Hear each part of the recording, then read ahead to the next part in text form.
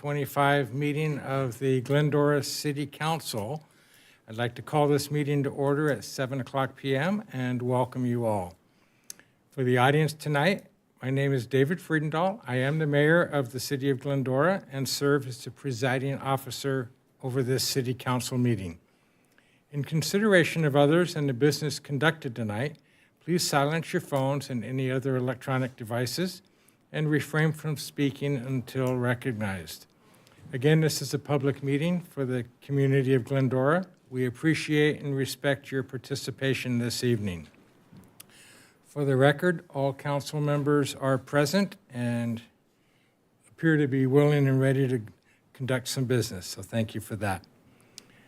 I don't see the pastor yet, so okay, I'm going to reorder the Pledge of Allegiance and the invocation just a little in case the pastor is able to arrive before. So in the meantime, I would like to introduce Miss Amy Vargas from Whitcomb High School to lead us in the Pledge of Allegiance.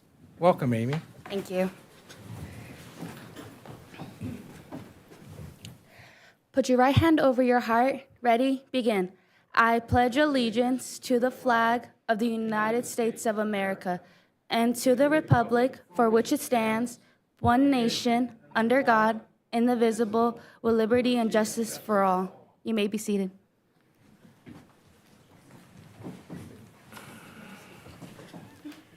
Well, thank you, Amy, very much. And in lieu of our pastor, could I impose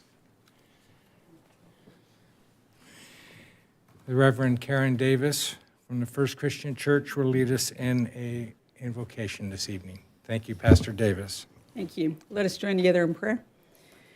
Most gracious and wonderful God, we thank you for the new life that is blooming all around us in this spring season. We are thankful for the life that gives way through the volunteerism of our many residents. We are thankful for all who work each day to make this city the great place that it is to live, work, and play. May you continue to guide us with your wisdom, surround us with your grace, and help us to put service above self in all that we do. Amen. Amen. Amen. Thank you, Pastor Davis.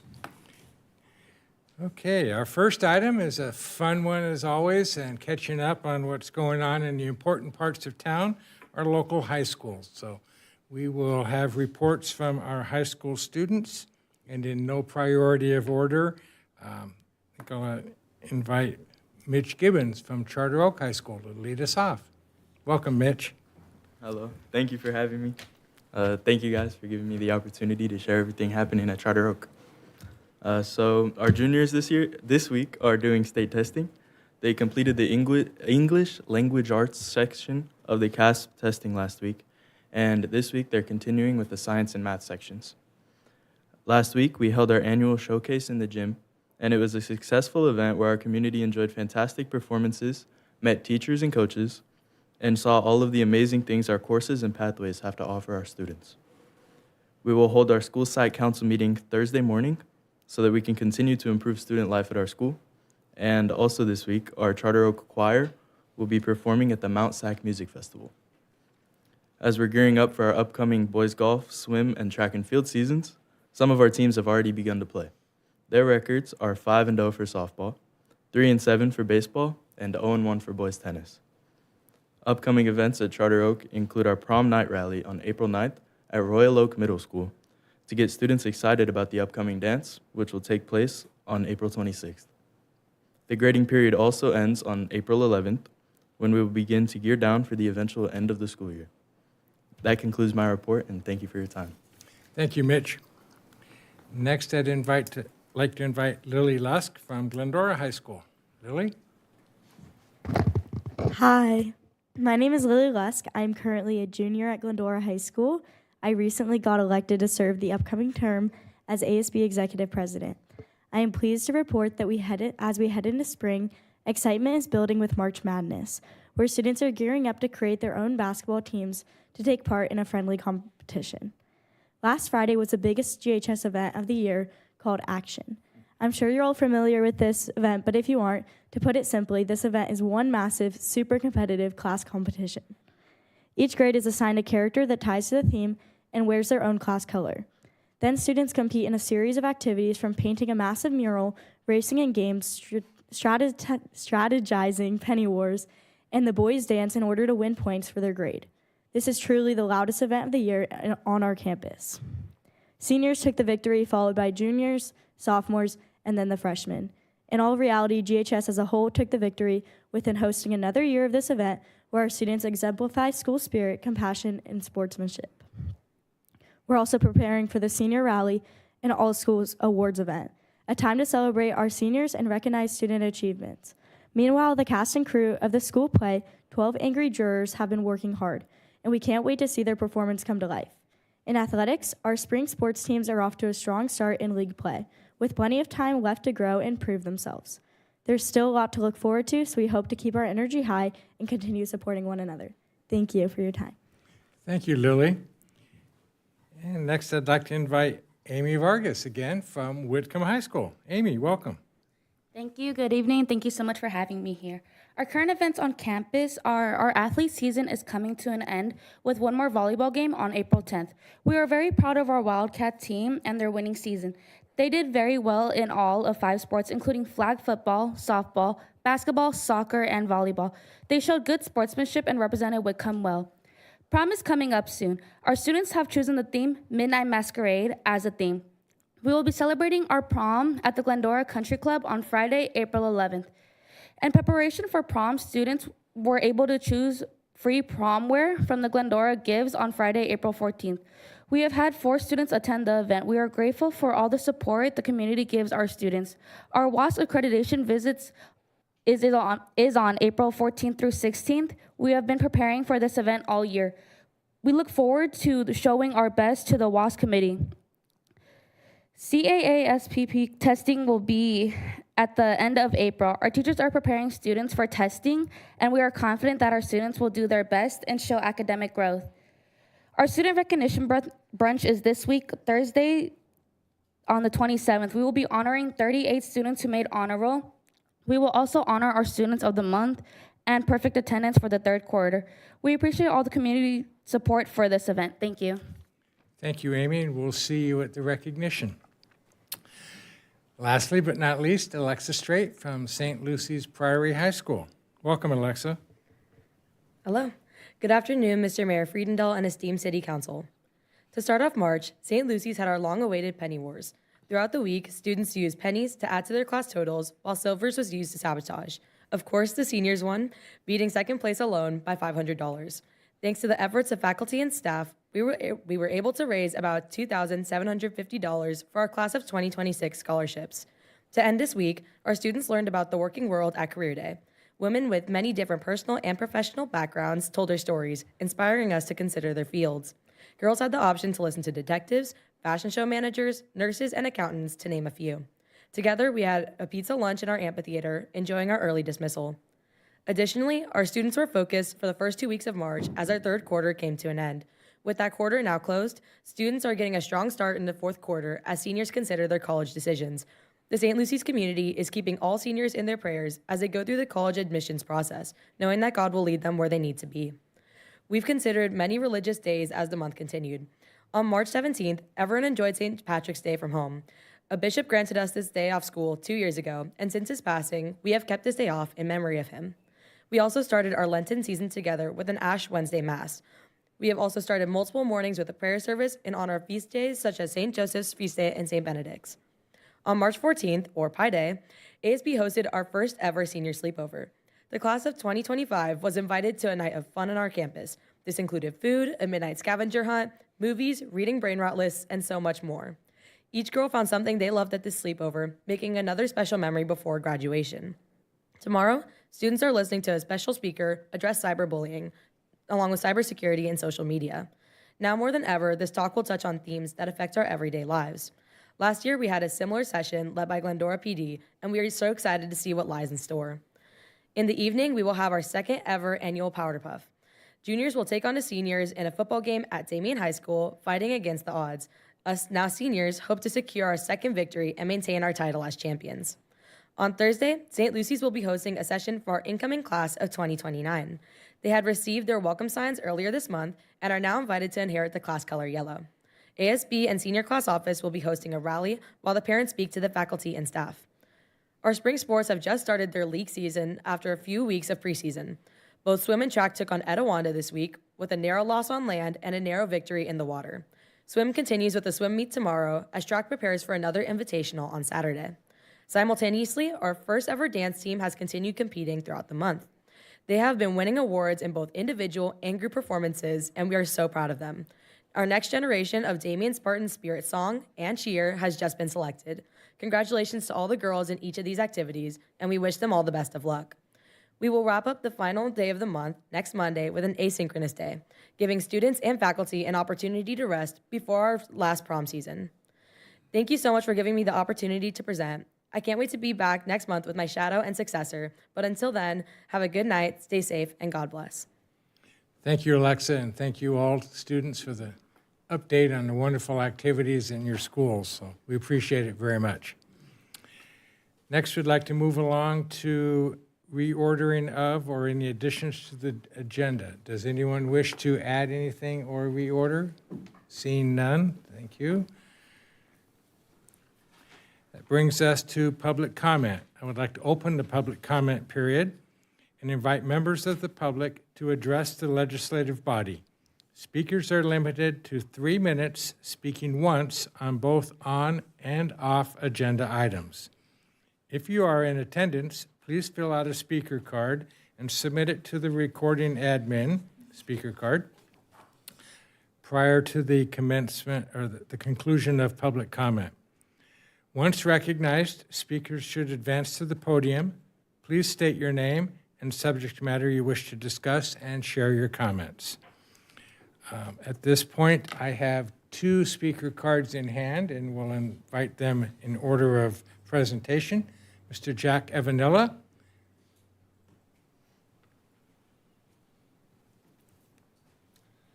Welcome, Jack. Hi, I'm Jack Evanella, City Recorder, Counselor, City Manager, City Council, Mayor, and Mayor Pro Tem, and most of all important, City Recorder.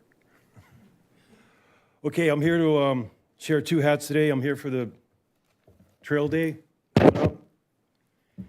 And I got the hat on, 5th of April, 0800, and it'll go to 1200. I'm here on behalf of the Trails Council. I've gone to 5 schools so far: St. Lucy's, Glendora High School, Anthony's Church over on Elwood, New Life Church on Foothill in Glenwood, and I went to Foothill Church today, and I met with a lady, get this, Mayor, Miss Bailey Barillo. She's in charge of connections there, and we had a nice meeting, about a half an hour, and she's guaranteed me 50 bodies. Oh. So, I haven't heard back from you guys. Anyway, okay, then I'm here to promote Oakdale Cemetery on 26th of March, of Memorial Day, actually, on 26th of May. And I gave the mayor a rough draft of it, and we're hoping it'll start at 0900. Our next meeting is 31 March, which is coming up this Monday, and I'll see Reverend and Mayor Davis, City Council Davis there. All right, thank you for having me. Great. And this cycle's Trail Days is up at Trails Day will be in Big Dalton. Park. That's what I thought. And I thank you so much for getting the banner up 2 weeks early in the village. Anybody's having breakfast down there, check it out. Okay. First Thank you, day, Jack. Trail Day. Great events for the community to engage in. There's definitely. All right, thank you. Thank you. Next, Mr. Gary Boyer himself, personality, former mayor, council member, and lots of things. Welcome back, Gary. Good evening, guys. Boy, it's intimidating being on this side of the dais, looking at those faces. But anyway, my name's Gary Boyer. I'm here to discuss a city facilities conversation that you guys had last month. We all know that, something needs to be done. And Karen, you asked the question about when is it time to do something? Well, now's the time. As a matter of fact, and also just to satisfy Danny, This conversation started before you made your request, so we were talking about it already. But it's to let you know that there is a small group of residents in Glendora that are starting to have this conversation. I think everybody in Glendora knows that it's long past due. We've spent a lot of money trying to keep things going. Staff has done an amazing job. Janet has the largest collection of umbrellas of anybody in the city, I think. But what we're going to be doing is that, first off, we just need to get a group of people together so that we can start to form a committee. We need to recruit 10 to 20 people that are passionate about this so we can start having a more serious conversation. I will tell you that as I've been talking to people about it, people get going, what can I do to help? What can I do to help? So I don't think it's going to be hard. So hopefully we'll have our first meeting within the next 30 days or so. And then when we get that set up, we'll be in touch. But the big thing is that I want to ask, and when I watched the meeting, it was confirmed, all of the information that the city has put together so far will be available to the public, so we would be able to have access to all of that. And then there will need to be a conversation as to how we can work together, because I know there's a fine line of we don't want to cross to make sure that we keep this a citizens initiative and not a council-driven initiative. So we'll be having those conversations coming up. As a matter of fact, Jack just volunteered to jump on board and help as we were sitting there talking. So if there is anybody else that's watching this or that's here in the audience that has any interest, you can contact me. My name's Gary Boyer. You can reach me by email, gary@garyboyer.com. My cell phone number is 626-484-0409. But I'm relatively easy to find if you just Google me, because every telemarketer in the country has my contact information, so can't be too hard. Anyway, that's it. We will be talking further, but thanks, guys. Thank you, Gary. And if you get enough people like Jack, we'll just tell you how much to write the check for, and we won't have to go through all All the work this. will be done. There you go. Thank you very much. All right. Madam Clerk, have we received any correspondence for public comment? We have not, Mayor. Okay. Then at that point, I will close public comment and bring it back to the members for statements and comments. And I'd like to start with Shauna. Thank you, sir.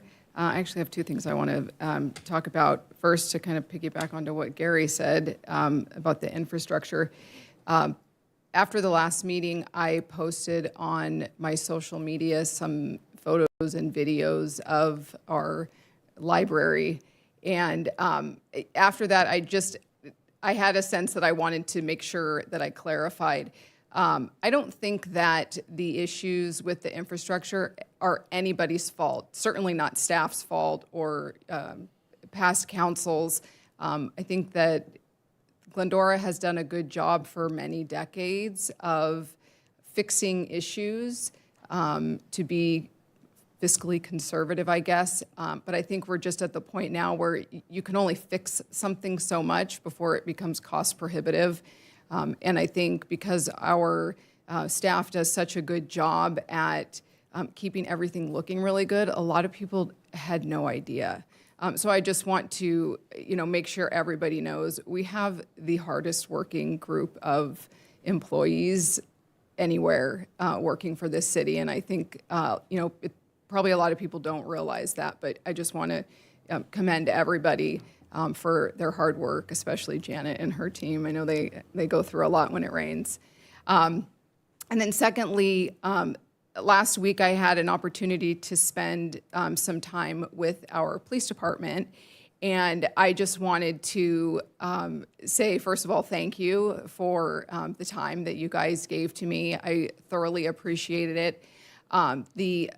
The things that I learned in my time with you were incredible. Growing up in a family of a lot of law enforcement officers, I thought I knew everything there was to know, and I was shocked at how much I didn't know. Watching the interactions with our police officers and the leadership was so insightful. Watching how they interact with the community was really insightful. it was such a profound experience, and I really appreciated it. And I would challenge anybody to find a better chief of police. Chief Randazzo, I see him over there. Thank you very much. I appreciate everything that you taught me during that experience. And yeah, that's it. You're making him blush. It was a fun experience, so thank you. Thank you, Shauna. Mendel?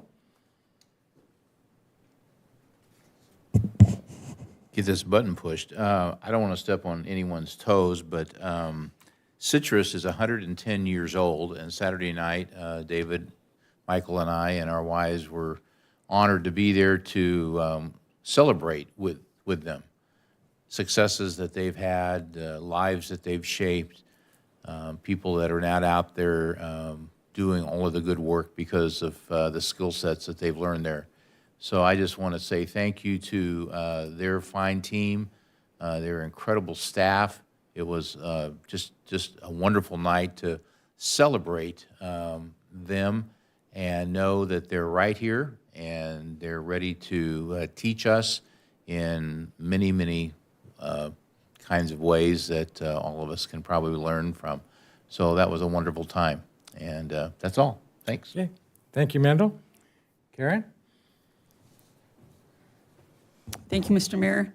And also on Saturday night was the annual wine walk. The bid in the chamber did a great job. We couldn't ask for better weather, and it was a very wonderful event. So kudos to them on their great organization and all of the entertainment and everything that they offered. Also tomorrow, you have another opportunity to support Glendora businesses as well as the PD. Tomorrow at Spaghetti Eddie's, you can go have lunch, go have dinner, and a portion of the proceeds will go to the GPD Baker to Vegas team. So a good excuse to eat out and support a great cause. So I invite you to go to Spaghetti Eddie's tomorrow. And then tonight, Mr. Mayor, I'd like to ask that we adjourn our meeting in memory of two Glendora residents who've died in the last few weeks, Nelson Price and John De Lazaro. Nelson involved with Scouting, the Historical Society, IDOS. He and his wife Linda, very involved in many civic organizations and always there behind the scenes working on projects. And John, if you've ever been to Centennial Heritage Park, he and his wife would be there. I'd see them early in the morning as I ran by there, and they'd be there at all hours taking care of Centennial Heritage Park as part of the Historic Preservation Foundation. They poured their heart and soul into that park and many other projects in town trying to preserve history. And so tonight, I'd like us to adjourn in memory of both of those gentlemen. Very well. Thank you. We shall certainly do that. Michael? I just want to extend on what Mendel had mentioned about the gala at Citrus College this last Saturday. If anyone's ever been to the Haas Center over there, they did this event on the stage, and they have you come through a side door and a tunnel, and they had all this glitz and glitter and everything like that. You didn't know you're stepping back into a different area, different time, and it was just amazing there. And it was the theme was a magical theme, I believe it was. They had a magician there and everything. It was very well attended. And of course, there, unbeknownst, I think, to all of us, is a fundraiser that they were off auctioning things of that nature for their students for some of their different projects and stuff of that nature. But it was very well attended, and it was just an amazing transformation of that stage. So, but it was a very nice event. Thank you. Okay. Thank you. And all I have is I'd like to advance notice. You're hearing it here first, perhaps, but two events coming up. The Glendora Ministerial Society is conducting their annual Mayor's Prayer Breakfast at the Glendora Country Club on April 30th. I believe that's a Wednesday. And early in the morning, but not too early to come get some inspiration. So hopefully you'll all join us. And the second event on Thursday, May 8th at the Daniel Crowther Teen Center will be the annual State of the City address in the evening. A fun evening, a little different format, kind of following some trends that we've been shifting towards. So It will not be the same old thing, so we invite everyone to keep an eye out for availability and sign up to join us on May 8th. With that, I have no other comments. I will refer over to our city manager and city attorney. If you allow me, I'd like to go out of order on that. And Mr. Attorney, do you have anything that you'd like to say? I don't have anything tonight. Thanks, Mayor. Okay, thank you. Then I'll refer back to our city manager, Mr. Adam Raymond. He has some information of value that we'd like to learn. Good evening, everyone. Apologies for the formal presentation during our updates. We had several people call and come into City Hall today. As many of you have probably heard, the state is releasing its new fire hazard severity zone maps, and the ones for LA County and some of the other southern parts of California were released yesterday morning. So just quickly for everyone, CAL FIRE is responsible for identifying the fire hazard zones. Included some verbiage here that basically says the state fire marshal identifies those zones as very high, and moderate. They use weather and slope and fuel loading and wind elements to help decide how large those zones are. The last update prior to the one we received on Monday in most of the state was done in 2011. In Glendora, we had about 4,000 acres at that time that were shown as very high. Both high and moderate fire hazard severity zones are not shown in 2011. The updated map increases that amount to about 5,200 acres of very high fire hazard severity zone. An additional almost 600 acres were high and about 550 acres were deemed moderate. In the very high zones, that is an increase of about 27% and an increase of overall acreage of zones that will be impacted by these fire hazard severity zones of about 55%. The biggest changes we'll see for some maps here is the inclusion of South Hills in the very high fire hazard severity zone. So we included the link later on in this presentation, but CAL FIRE has included a map. So this is a snippet of all the fire hazard severity zones in the state of California. As you'll note, this snippet of Glendora here, this is the 2011 map, which largely stays around the base of the foothills, dips down to around Sierra Madre. This is the new map, and you'll see slight increases along where the previous hazard severity zones were, but really the biggest change, as we indicated earlier here, is this area in the middle, which is largely the South Hills and surrounding areas. So this is a handout that LA County Fire provided us today. I'm not going to read the documentation here, but it provides sort of the outline of the city and the reason why some of the other areas up north in the north part of the city do not have red. It's because those are areas of the feds, not the state. And so they don't talk about areas being high fire hazard severity, which are not under state or local control. So the impacts of these maps, city has 120 days to adopt these new maps via an ordinance. We can increase the areas, but not decrease the areas. Impact to property owners include defensible space. There are 3 different types of defensible space categories: 0 to 5, 5 to 30, and 30 to 100 from dwellings. Each of those require different impermeable surfaces or no vegetation or trim back. So those potential impacted homeowners can find additional information. Additionally, there'll be some adherence to what's referred to as the Wildland Urban Interface Building Codes for new construction and renovations, which largely relates to the type of material and in some cases the amount of water pressure at those residents. And speaking with LA County Fire Assistant Chief this afternoon, LA County will send defensible space inspection notices to impacted property owners in February of 26. The current round of notices for inspections went out in February 25. City will include these new maps as part of our public safety element and our local hazard mitigation plans. And I included a quote here because it'll come up, and it says, CAL FIRE's maps are intended to drive local planning decisions, not insurance decisions. And that's for Ricardo Lara, the insurance commissioner. I think all of us take that with a grain of salt. Supposedly, the insurance companies have their own proprietary methods, but I think the casual person will sort of assume that these new maps will then bring increased insurance rates.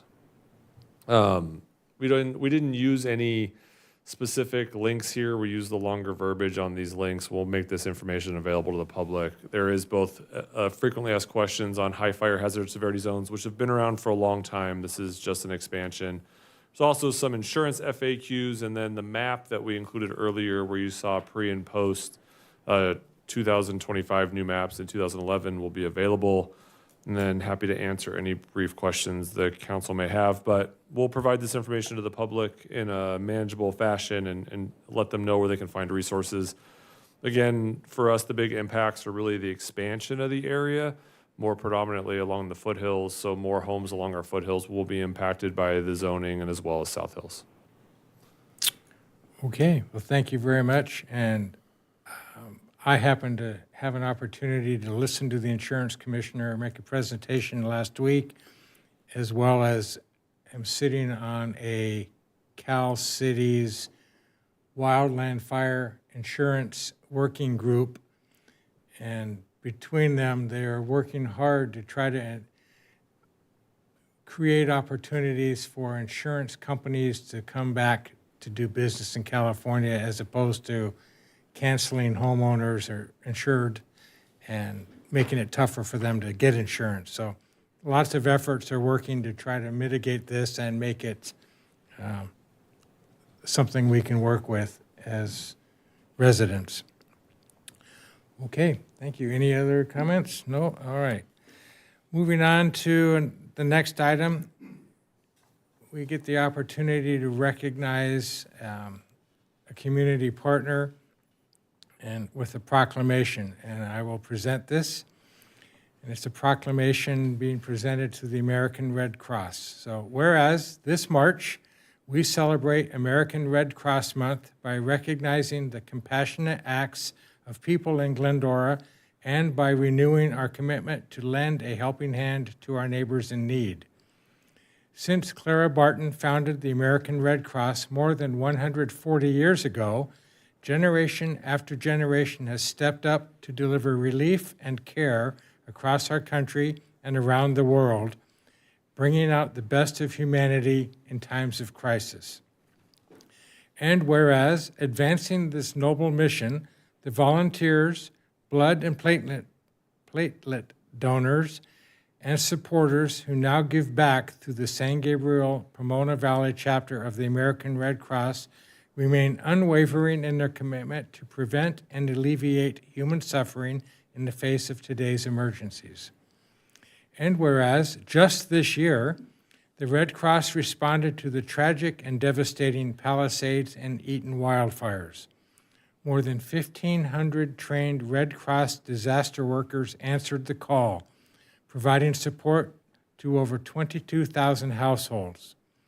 Their voluntary and generous contributions shine a beacon of hope in people's darkest hours, whether it's delivering shelter, food, and comfort during those disasters, providing critical blood donations for hospital patients, supporting service members, veterans, and their families, saving lives with first aid, CPR, AED, and other skills, or delivering international aid and reconnecting loved ones separated by global crises. And whereas the work to uplift our community is truly made possible by those who selflessly answer the call to help whenever and wherever it is needed.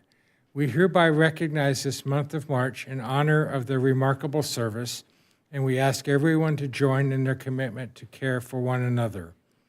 And now, therefore, be it resolved, I, David Friedendahl, the Mayor of Glendora, do proclaim March 2025 as Red Cross Month. I do hereby call upon our citizens of Glendora to reach out and support its humanitarian mission. And I'd like to introduce Mr. Micah Forbes of the American Red Cross San Gabriel and Pomona Valley chapter as a board member to come up and receive this proclamation. And you're welcome to make some comments. Thank you. Thank you, Mr. Mayor and council members. We're appreciative of the recognition that you're providing and keeping this nice and short. I hope that you never require our services. But should that time occur, the Red Cross stands ready and able to support you and your citizenry in a time of need.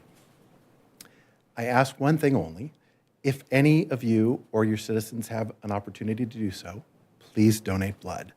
That is one thing that technology has not figured out how to recreate. And it's something that is in constant need. I myself have donated 49 times. If any of you can spare 1 or 2 donations, I'd be hugely appreciative as well. Thank you.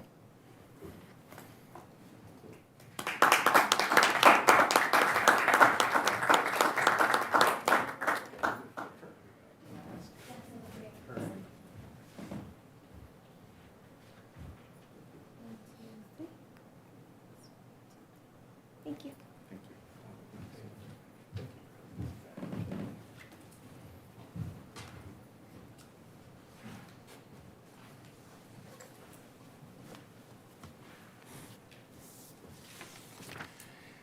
All right. Moving right along to our consent calendar, items 4 through 8. Items on the consent calendar will be enacted by one motion without individual discussion unless a council member chooses or has requested to have it removed for separate discussion.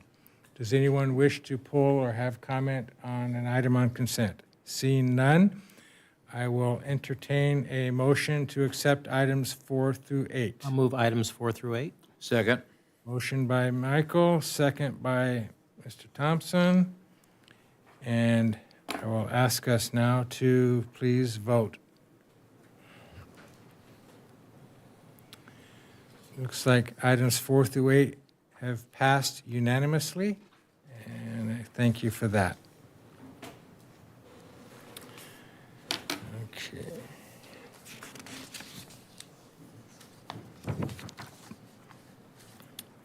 Moving to item 9, an update of unscheduled vacancies on the Board of Library Trustees, Office Number 2, a term expiring June 30th, 2027, and a vacancy on the Water Commission, Office Number 3, expiring on June 30th of 2025. And presenting this evening will be, I saw Kathleen get up. Is Roxanne going to do it? Okay, Roxanne, that's what I thought. I'd like to invite Deputy City Clerk and Records Manager Roxanne Brasida to report. Good evening, Mayor and City Council. I'm here to provide you with an update of the unscheduled vacancies of the Board of Library Trustees, Office Number 2, and Water Commission, Office Number 3. To provide you with an update, the City Clerk has received 2 resignations. On February 18th, the City Clerk's office received a resignation from the Board of Library Trustee Mary Ann Cintron, Office Number 2, which term expires June 30th of 2027. On March 17th, the City Clerk's office also received a resignation from the Water Commissioner Michael Holmes, who holds Office Number 3, and that term expires June 30th of 2025.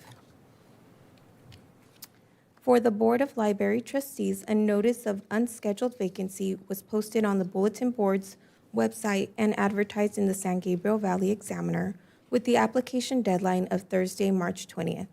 At the closing of the application period, 1 application was received and 2 previously qualified applicants with their applications on file confirmed their interests. Therefore, the 3 qualified applicants for the Board of Library Trustees, Office Number 2, are Marcia Mason, Madison Trammell, and Anna Villeneuve. Tonight, the City Clerk's office comes forward with the 3 options for City Council. The first option is to direct staff to schedule interviews with the existing applicants. The second option is to extend the application deadline to April 8th, 2025, if the council desires to have additional applications. The third option is to provide staff with direction.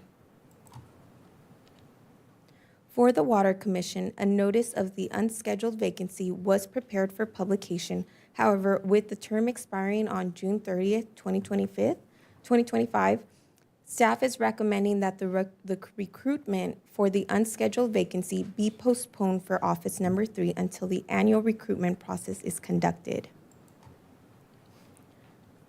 Staff has conducted the sole qualified applications on file and who declined to serve at this time. So for the options for the Water Commission,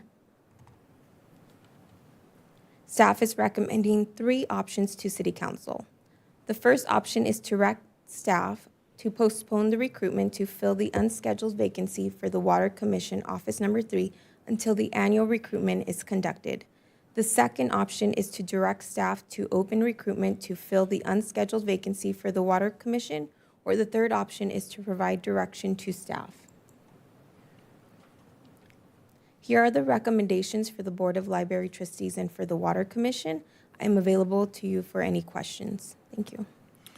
Thank you, Roxanne. Bring it back for any discussions. Karen? No, thank you for your report. I think option 1 and both of those is a good way to go, so that would be my thought.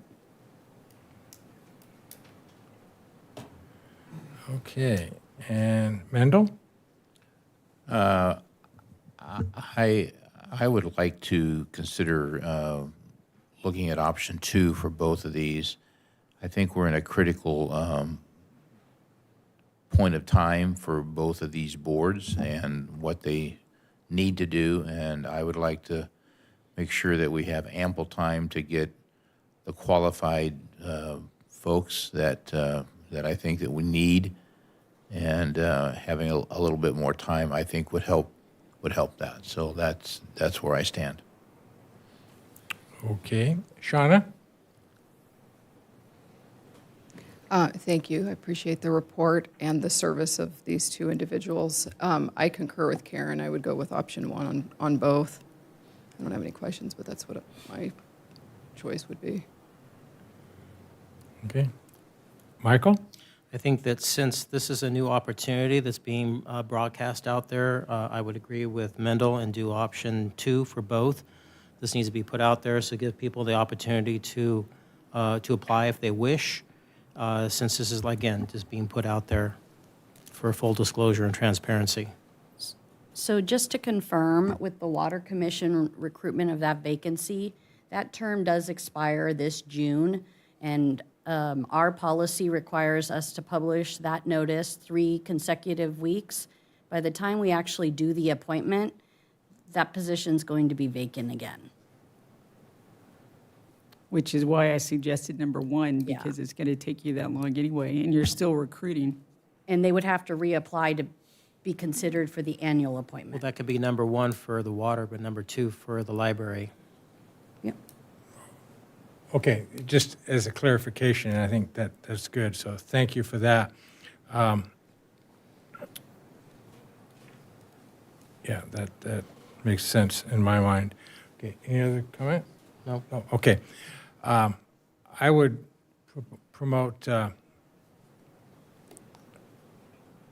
option 2 for the library and option 1 for the Water Commission, just to let the Water Commission go. And they also don't meet every month, so they meet less frequently, so that doesn't impact their business quite as much. Correct. Their next meeting isn't until after July, isn't until July anyways. There you go. And that allows some staffing issues and some reporting issues that they're looking forward to have some more validity. So I think that would be valuable.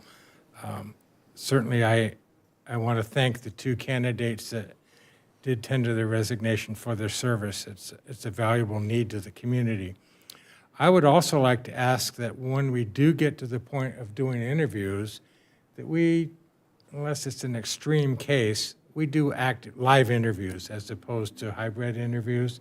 I think there's some value to that. Gives the applicant a chance to be seen in person and interact a little bit and answer questions better than the Zoom event, and that's hard to replace. So I would like to make that as much as we can, a requirement of the process. Okay, that's I'll all move I- option 2 for the library and option 1 for water. Okay, can we vote on both of these at the same time, or do we need to Okay. Okay, we Yeah. can, okay. We just Okay, need to so a motion by Mr. Alalos. Do we have a second for option 1 for the library and option 2 for the water? No, backwards. Backwards. Option 2 Backwards, for I'm the sorry, 2 for the library, library. option Thank you, 1. just checking you. Second, Mayor. Second by Mr. Thompson. Okay, great. With that, I will ask us to vote on the motion as presented.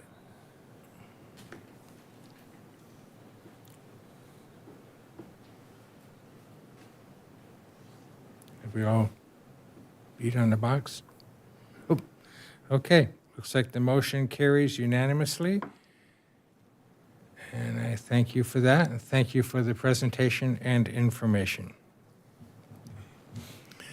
Moving on to item 10 in unfinished business, to approve State Homeland Security Program subrecipient agreement for grant year 2021 with the County of Los Angeles and an agreement with Flock Group, Inc. for additional automated license plate readers.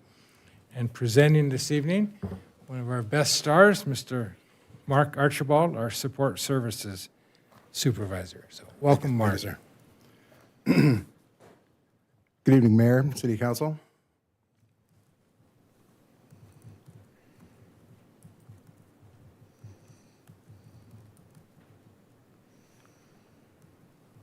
Sorry.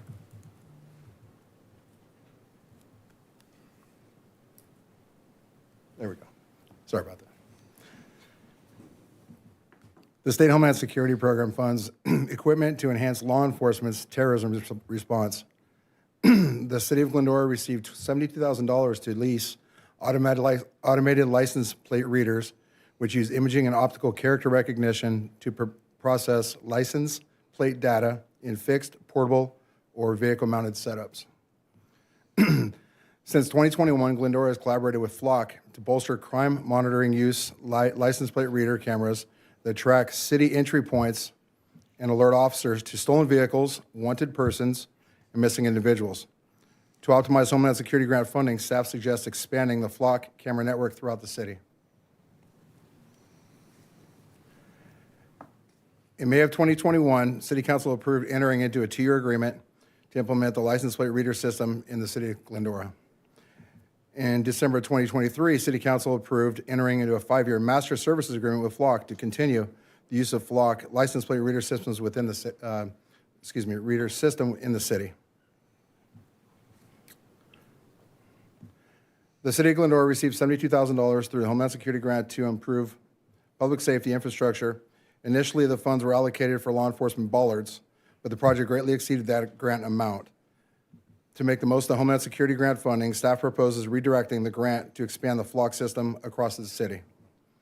Since partnering with Flock in 2021, Glendora has installed 30 cameras citywide, leveraging automated license plate reader technology. This grant will allow the expansion of the system with 11 additional cameras. License plate readers increase law enforcement's capacity to monitor and investigate crimes through technology, proving to be a critical tool in preventing and solving incidents, and thus a worthwhile investment for the community safety. Automated license plate recognition technology is designed to detect and capture specific vehicle-related data, including license plates and unique identifying features such as makes and models. To provide privacy and avoid misuse, license plate readers do not detect, record, or analyze facial recognition, gender, people, or race. This proposed agreement will be funded using the Homeland Security grant in Grant Fund 280. The increase is estimated revenues and supplement appropriation in the amount of $72,000 will cover 1 year of the agreement, including the implementation and subscription costs of $71,050. The second year subscription cost of $33,400 will be addressed during the FY 25-27 2-year budget in the Information Technology Fund 553, consistent with Flock subscription costs. The recommendations are to 1, approve the 2021 SRA with the County of Los Angeles. 2, approve a 2-year agreement with Flock for the use of 11 additional automated license plate readers. And 3, approve an increase estimated revenues and supplemental appropriation for the FY 2024-2025 mid-cycle budget from grant funds 280 in the amount of $72,000. Thank you. Thank you, Mark. Bring it back for any discussion or questions. Mendel? Mark, thank you, and I couldn't be more pleased to hear that we've got this grant and that we're going to expand it. I think one or two things. One, cities that have these, which are common among the San Gabriel Valley, are they expanding theirs too? Yes, sir. And so will all of us have, like, within the range of 40 to 50 flocks? I don't know exact numbers, but I can tell you that as the cities grow, so do we. Okay. It's not just, I mean, of course, if we grow, but other cities within San Gabriel Valley, within the area, if they grow, we grow within that same network. Great. And second thing, staffing. Will this affect any staffing that we have? I mean, are we going to need to add more folks to manage this, or? That remains to be which seen. I would highly support, but I hope that we don't have to. But That remains to be seen. I'm sure that the chief and the captains could address that later down the road. But to date, we've done really, really well with the Detective Bureau and Great. Patrol. Great. Well, thank you, and I'm happy that we're able to do this. Thanks. Thank you, sir. Thank you, Mendel. Shauna? I don't have any questions, but I just think this is great. Any tools that we can give our police department to help keep us safe is A-okay with me. Thank you, ma'am. Great. Karen? Thank you for your report, and I think it's great. You should go ahead. Thank you, ma'am. Thank you, Karen. Michael? Thank you, Mark, for your report. I've been in support of this since 2017, before we even had them pushing along. Do we have any statistics of how the flock cameras have assisted in investigations of crime? We do actually, sir. If I give me one moment. You anticipated my question. Great.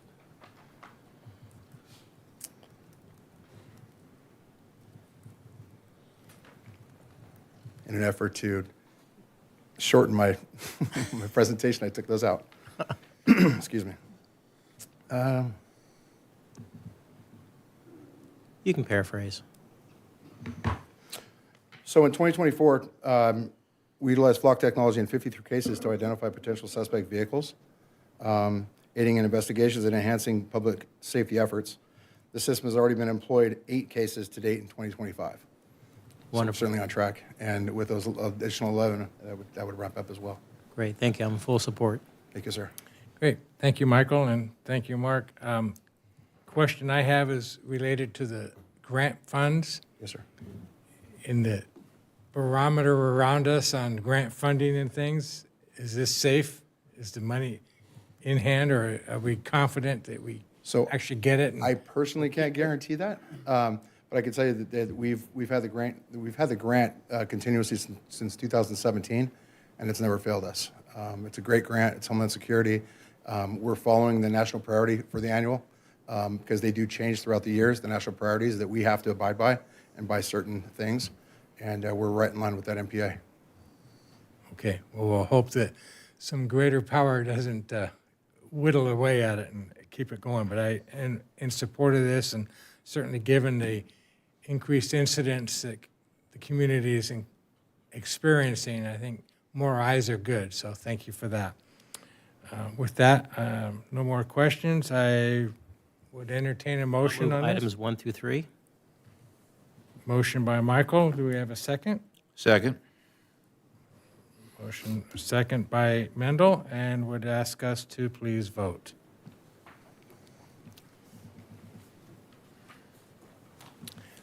Looks like 5 yeas, no nays, and no abstains. We pass unanimously, so very good. Thank you, Mr. Archibald. Thank you. Have a good evening. Okay. Moving along to an update on addressing community homelessness. And with that, I would like to invite a great star of the community, our Human Services Supervisor, Mr. Eric Dermeyer. So, Eric, welcome. Thank you very much. Thank you, Mayor and council members, for this opportunity to share this update on the city's efforts to address homelessness. Since September, the Homeless Services team has continued to meet with local community groups shown here to present on available services. And on February 19th, the city participated in the Greater Los Angeles Point-in-Time Homeless Count, which is largely volunteer-driven, so this was another opportunity to engage with the community. We had a strong volunteer turnout, which helped make the night a success. We continue to attend meetings of the San Gabriel Valley Council of Governments Homeless Committee and the Consortium on Homelessness to keep up to date on funding and issues related to homelessness. The impact of our services is amplified by strong relationships with the community. Shepherd's Pantry, for example, is one of our highest utilized resources. Faith communities have supported our efforts through gift card donations, hygiene kits, and a weekly shower ministry. Staff work with the school district to help support students who are experiencing homelessness or at risk, providing referrals or direct case management to these households. YWCA case management remains available weekly at the La Fetra Center, and staff provide referrals as needed to Veteran Affairs and Department of Mental Health Services. As mentioned, the annual point-in-time homeless count was held on February 19th. We want to thank all the volunteers that came out to participate and those that helped to spread the word. This count fulfills a mandate from the U.S. Department of Housing and Urban Development and allows communities to better direct resources and advocate for additional funding and services to address homelessness. This graph shows the data from the last 10 years for reference, although the final numbers for 2025 aren't expected to be released until summer of this year. As staff receive more calls from people at risk of losing their housing, more time and resources are being directed to this need. Some reasons households request assistance include experiencing a one-time financial crisis like a job loss or a medical emergency, living on a fixed income and struggling to meet basic needs, or having experienced domestic violence. Whether financial assistance is given or not, we work with the household to identify ways they can reduce expenses, increase income, and connect to other resources. This graph shows that of the 24 households who requested assistance since the September City Council update, 4 received financial assistance. First contact with a household includes a screening for eligibility during which clients verify their residency and financial hardship. We then have multiple discussions with the household to understand what led to their crisis and develop a plan to help them remain in their homes long-term. Through these interactions, some households may self-resolve and no financial assistance is needed. Other households may get linked to multiple service providers for case management and financial assistance. In every situation, we use our due diligence to try to link households to any resource they may be eligible for. Street outreach remains an essential part of the city's homeless efforts. The LACADA, or Los Angeles Centers for Alcohol and Drug Abuse outreach team, has continued to build its relationships with unsheltered individuals and service providers to achieve these successes. Their coordinated efforts with Glendora PD's Community Impact Team has helped them access every corner of the city and maintain a steady presence so the unsheltered community can receive essential services. The team has averaged about 2 to 3 interim housing placements a month, the majority of which were connected to Soul Housing, a Medi-Cal-funded transitional housing program in Los Angeles. This graph shows the number of encounters the outreach team has had since September. The orange line on the bottom represents new encounters, which we consider to be an intentional interaction with someone not already contacted to provide or offer services. There were 77 new encounters from September to February. The green line on the top represents total encounters. The majority of these interactions are to provide follow-up services to the same individual, what you'd expect with case management follow-up appointments. Staff continue to use motel vouchers to help link individuals to resources. From September to February, 25 people were provided vouchers. Of the 143 nights provided, 50 were paid for through the Housing Solutions Fund grant, while the rest was funded through the city's motel voucher program. These motel stays have been an important tool to help people connect to permanent housing, shelter, and substance use treatment. Of the 15 households who obtained interim housing, for example, 10 were first provided a motel voucher. The city's homeless efforts maintain a balanced approach between providing services and responding to community concerns. The police department's community impact team is in a unique position to support both. While the LACADA team collects data on the number of individuals and services provided, throughout the city, the police department analyzes crime data and calls for service related to homelessness. This information is important in identifying hotspots where homeless activity is most visible. The police department also coordinates encampment cleanups on city property. Since September, there have been 5 cleanups at a cost of about $31,000. Here's a brief overview of some court decisions that impact how the city addresses homelessness. The Supreme Court ruling in Johnson versus Grants Pass is the most recent, which provides more leeway to manage public spaces and issues posed by homelessness. Included in your agenda packet is a briefing from the city attorney summarizing each. This fiscal year, the city received a $50,000 grant from the San Gabriel Valley Council of Governments Housing Solutions Fund to be used for homelessness prevention and housing assistance. Here's a breakdown of how these funds have been spent since the last update to City Council in September. To date, we've used about $36,000, and these funds must be exhausted by the end of May. Some of those assisted by this grant were a family fleeing domestic violence, a pregnant mother who was linked to shelter, and a youth leaving an abusive home environment. Also, 2 chronically homeless seniors, one of whom was a veteran, moved into permanent housing and were provided furniture through these funds. The city is in the last year of its contract with Lakota for street outreach services, and staff are recommending a renewal to continue to operate our program at the same capacity. The Lakota team has helped 23 people obtain permanent housing, 48 obtain interim housing, and 9 receive substance use treatment services. This doesn't include the hours spent helping clients obtain employment, Social Security benefits, legal aid, domestic violence services, mental health care, and medical services. Their impact and skill connecting with the individuals they serve are felt not just by the city staff they partner with, but also by the residents and community groups they engage with. Of the 17 individuals who were linked to interim housing since September, 16 were placed outside the San Gabriel Valley, mostly in Los Angeles. Only 1 was housed locally through a host family. Permanent housing continues to be a scarce resource as the vast majority of our clients have fixed or no incomes and rely on waiting for a Section 8 voucher for permanent housing. Because of changes at the federal level, local housing resources are starting to be impacted. The City of Los Angeles' Housing Authority, for example, has recently announced a pause on voucher applications. We're waiting to see how this may impact county-issued housing vouchers. The team continues to work with the resources available to us, however, and these are some of the success stories since the September update. We helped a veteran with multiple health issues quickly connect to shelter and VA services. A family fleeing domestic violence was provided a motel voucher for 2 weeks until staff identified a shelter for them out of the area. And a veteran who's been well known to outreach and PD for many years moved into his permanent housing with staff's help. That concludes our presentation, and these are our recommendations per the staff report. Happy to take any questions. Thank you, Eric. Great report and some goods and challenges in there, so that's Always a wonderful. challenge. Appreciate your efforts. With that, I'll bring it back for comments. Shauna? Thank you for your report. 2 questions. First, sorry about that. For somebody that is at risk of experiencing homelessness, can you just share, just in case anybody's watching or knows somebody, how do they get in touch with you? Sure. So they can contact the city's homeless hotline. Off the top of my head, I think it's 626-852-5200. You could also email at homelessness@cityofglendora.gov.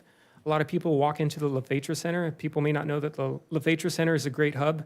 Not only can you contact myself and my supervisor and our team, you can get connected to senior services, YWCA case management, all under that roof. We have warm meals for seniors Monday through Friday, so if you're trying to save some money, that could be one way that you kind of put off some of your expenses. There's a food box delivery that happens once a month on Mondays. So there are a lot of resources aside from getting the emergency housing assistance. So I definitely recommend, there's no wrong entry way. If you come to the LaFetra Center, you're probably going to go home with more than what you counted on. But to kind of expand on that, the definition for at risk of homelessness that we go off of is a HUD definition, which means that you have to be at financially unable to sustain your own living at your current situation and have some type of legal written notice from the landlord, whether it's a 3-day notice, a 5-day detainer, unlawful detainer, or you're going to lose your housing in the next 30 days. Even if someone doesn't qualify under those specific circumstances, we like I said, we try to do our due diligence to make sure that they're connected to services, because if they're even calling us in the first place, they're at risk. At least from our point of view, we don't want to put them off just because of a technicality. So we'll try to give them some some warm, some informal support services and connect them to resources and kind of go down our checklist. Are you connected to this, connected to that? I appreciate that. I feel like there's probably a lot of people who get to that point who don't realize that there's help right here in town. So There are a lot of people that are surprised, yeah. Many of our referrals are word of mouth. They don't come because they've heard these presentations. They come because, someone is a member of the Rotary Club and they got a presentation from us or something like that, so. one more quick question. Somewhere in the report, you referenced a thrift store voucher program. So we do have some kind of flexible funding built into our budget that we can go out and buy gift cards. We can buy thrift store vouchers. And it's one way that we use to build rapport with individuals that are maybe difficult to engage with initially.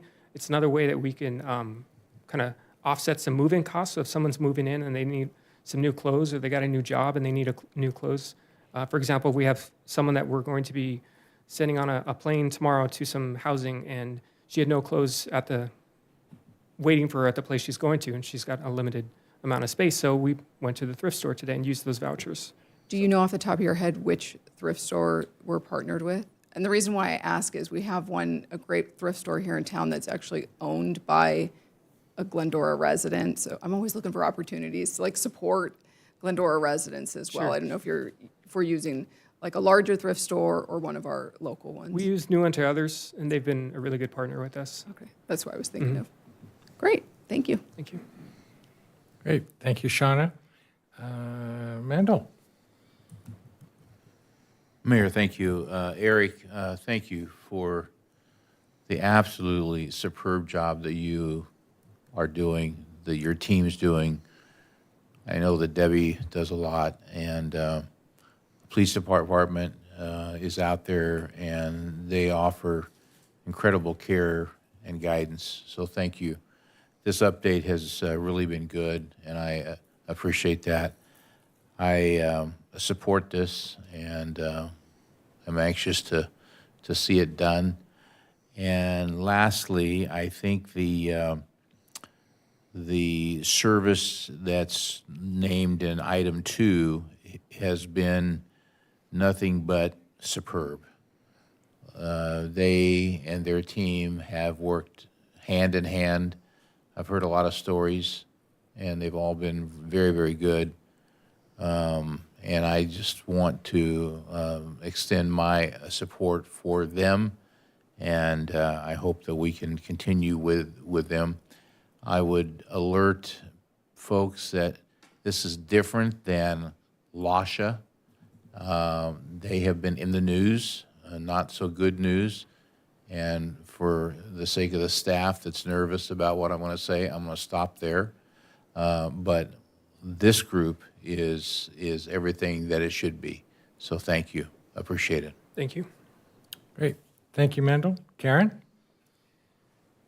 Thank you for the report, Eric, and thank you for the care, compassion, and dignity that you and all of the team offer each and every day in the services you provide, and looking forward to continuing the contract with Lakota. So thank you.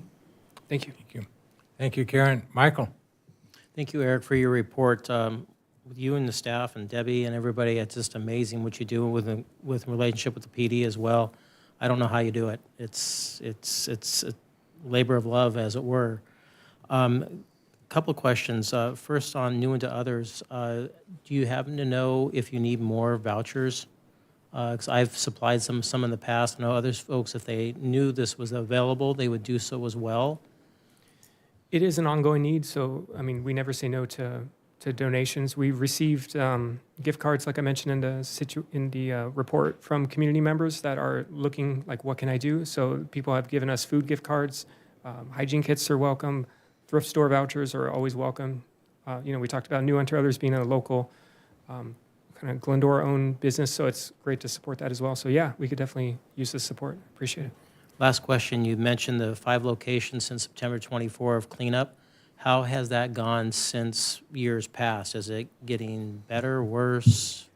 Some of those we are involved in. The majority of them are just police. So I don't want to speak for the police department, but There are some that happen on Caltrans property where the police is involved. Some of them are smaller scale outside the library, kind of biohazard incidents. In general, though, we haven't seen any trends of these large encampments getting out of control. Not since COVID, I don't think. There's a lot more presence that the police is making in the community.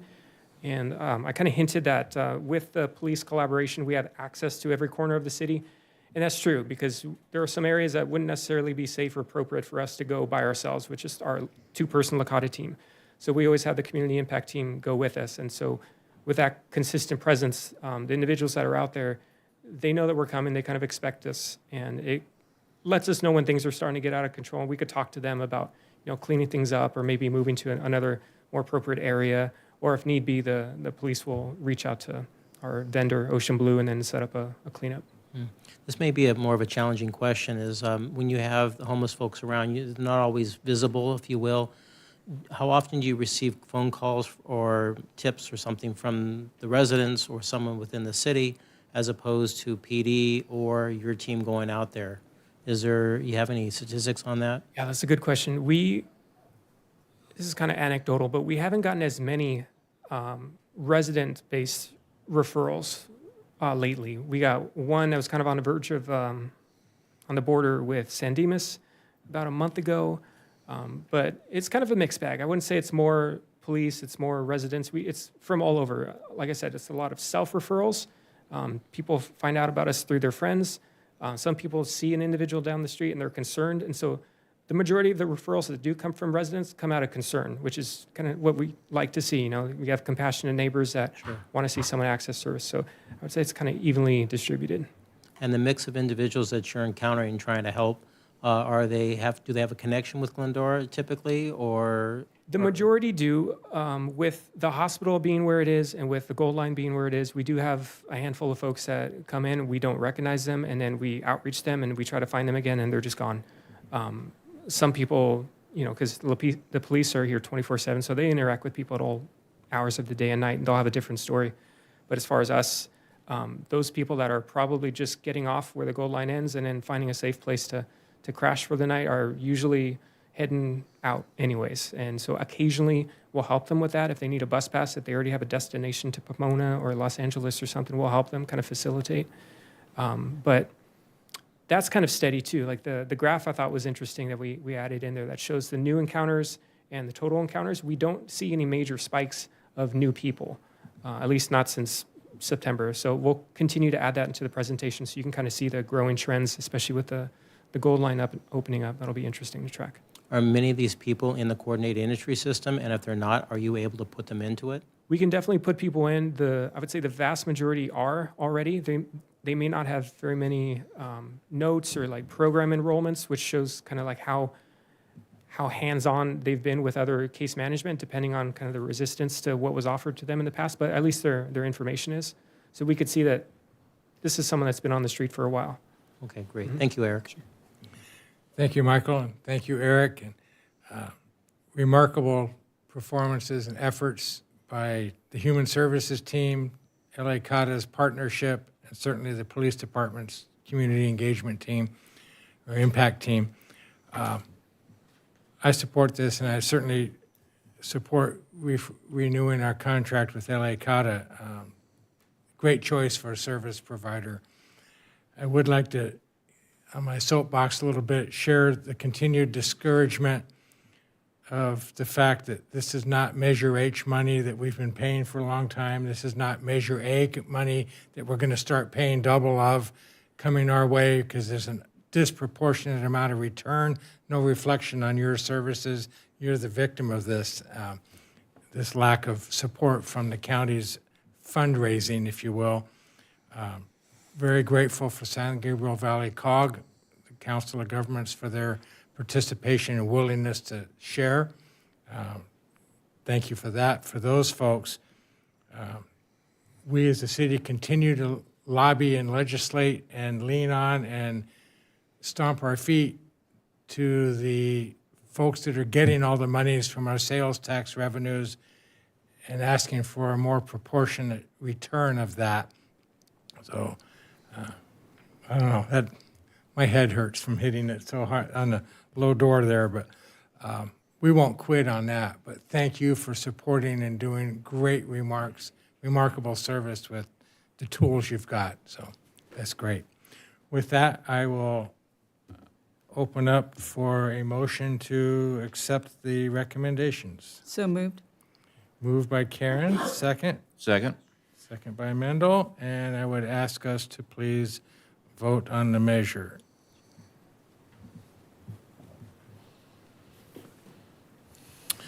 Looks like the measure passes unanimously with a 5-0 vote. Thank you very much for all of us. Thank you, Eric. All right, moving to item 12. A 2023 to 2025 strategic plan update and consideration of the draft 2025-2027 strategic plan, and invite City Manager Adam Raymond to report. Welcome, Adam. Hey, good evening, everyone. Thank you for allowing me to present this evening. So just a brief summary of where we've come from. So since 2020, the City Council's moved from its more traditional 6-month strategic plans to multi-year strategic plans, and that allows us to move forward with the what gets funded gets done methodology. So include those items in our budget and staff work plans, and more of the magic happens. So we provide periodic updates to the City Council, and past efforts have included, the current planning efforts include past strategic plans, recent community survey data, updated financial projections, infrastructure assessments such as the library and city facilities, as well as other master planning documents. Our 2023 to 2025 plan, our current plan was adopted on April 11th, 2023. It ends June 30th of this calendar year. Our draft plan kicked off in December with a 2-day City Council workshop and a 1-day executive team workshop in February of 25. Quickly, as a reminder, the current strategic plan that will go through June is organized by goals, objectives, and tasks. There were 188 total tasks, which represent major actions, presentations to council, creations of reports, assessments of infrastructure, so on and so forth. We've completed about 64% of the current plan, with another 32% in progress. Many of those substantially complete. Only about 4% of the plan remains unstarted. So attachment A of your report this evening provides a comprehensive update of all the actions to date. It includes a linkage between the current plan and their proposed plan, which is attachment B. Just really quick, some highlights over the last 2 years. The city's done considerable improvements to Louis Pompey and Finkbeiner parks. We've had a comprehensive water system evaluation and rate plan. We've made significant investments in technology, new GIS systems, enterprise resource planning, ERP, our financial and HR systems, payroll, permitting system, code enforcement, and various payment systems are all either complete or in varying stages of in progress. We've continued development of homeless programs and housing. You heard Eric this evening with newer sewer service providers, Lacada. We have ongoing Adale property conversations, and we've followed through on promises we made to the public. So the use of Measure E funds, the upcoming use of Measure Z funds, and staff has been able to acquire really during this 2-year plan more than $35 million in grants for the Finkbeiner, for example, the Finkbeiner Stormwater Project, the People Movement Project, and road safety improvements around schools and intersections. And we recently just provided another $2 million to handle some signalization of our traffic signals. So that's good news. The draft plan that's before you this evening, in order to get it started, SSW Consulting led the City Council through a 2-day strategic planning workshop. As a result, the City Council approved 5 new strategic goals, and included in here is a goal statement. So suburban living to foster intentional urbanization through increased targeted housing density, revitalized commercial areas, and enhanced services and infrastructure that supports a livable community for all. during the two-day workshop, there was quite a bit of conversation about how we balance increased intensification of housing development along our major corridors and protect the single-family residential neighborhoods. We've also talked about attracting people, Glendora, people to come to Glendora. So that's one of the new goal areas, and the goal is to attract visitors through strategic marketing, promotion of local businesses, and enhanced connectivity between attractions for a seamless destination experience. You will actually hear some of that again this evening in an update to our Economic Development Action Plan. New and revitalized facilities. We heard former Mayor and Council Member Boyer this evening talk about a potential citizen initiative to help us with funding of those endeavors.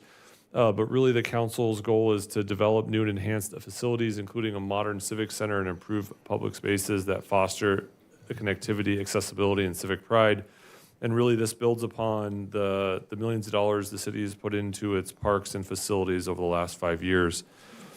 Again, what is always a hallmark of both this council since my arrival almost 7 years ago now, and the public through the community survey, has been sustainable infrastructure. And specifically here, it's to plan and construct infrastructure that enhances street conditions, expands trail connectivity, improves traffic safety and mobility, upgrades water systems, and ensures compliance with regulatory standards for a resilient and accessible community. And last but not least is staff and technology, and really strengthening city operations through our investment in staff and technology improvements, which benefit the community and allow the city to be a little more nimble when it needs to be. At the conclusion of the two-day workshop, staff met with SSW Consulting for an executive team one-day strategic planning session. That is a mouthful right there. And really the efforts were to continue with what the city council started, to add actions and indicators, and we'll describe a little bit about how this plan is made up, aim to achieve the outcomes crafted by the city council through your policy goal areas. In addition, we added some outcomes, action, and indicators from the city's current plan that are currently in progress. We know those are near and dear to staff in the community and the council, and those efforts underway, and we wanted to make sure that those were not excluded. Really quick, how the plan should be utilized. So the attachment this evening represents a summary of the high-level action items. It is not the complete report. The complete report will come back to you in April. And so really what is before you this evening is a summary of the ambitious work plan. And when I say ambitious, there are a lot of items, many of which will cover this 2-year period and extend into future periods as well. Again, we state the major policy goal areas of the council that we just went through in a little more detail. We have a summary of expected outcomes. So how can we understand if we're achieving those goals while we are reaching these anticipated outcomes, and how do we measure those outcomes?